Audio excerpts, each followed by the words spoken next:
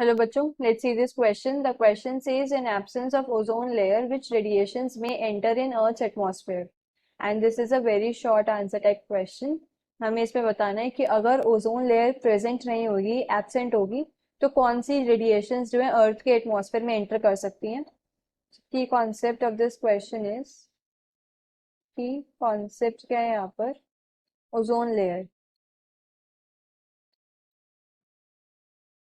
अब क्या है, जो अपर स्ट्रेटोस्फेयर होता है, अर्थ के एटमॉस्फेयर में लेयर्स होती हैं जिसमें एक होता है स्ट्रेटोस्फेयर. तो जो अपर स्ट्रेटोस्फेयर होता है उसके अंदर considerable amount of ozone present होती है. अब वहां पे हम ओजोन क्यों रखते हैं, मतलब कंसिडरेबल अमाउंट ऑफ ओजोन इसलिए प्रेजेंट होती है ताकि वो हमें प्रोटेक्ट कर सके from harmful UV radiations.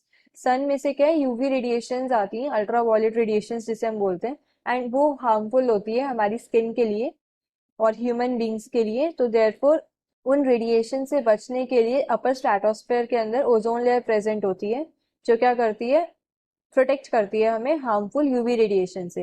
And इस रेडिएशन से क्या है, स्किन कैंसर हो सकता है ह्यूमंस में. इसलिए इंपॉर्टेंट है कि ओजोन शील्ड क्या है, मेंटेन रहे ताकि वो हमें यूवी रेडिएशन से बचा सके.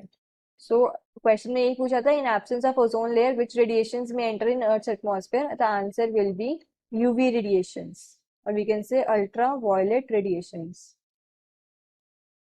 Ultraviolet radiations. अल्ट्रावायलेट रेडिएशंस से प्रोटेक्ट करती है हमें ये. Ultraviolet radiations coming from the sun, coming from the sun. अब ये जो रेडिएशन होती है, these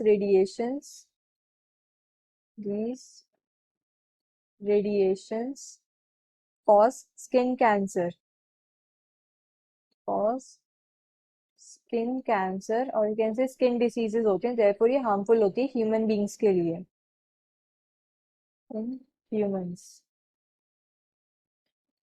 तो हमें इस क्वेश्चन के अंदर यही बताना था. Answer is ultra violet radiations. Hope you understood this well. Best of luck.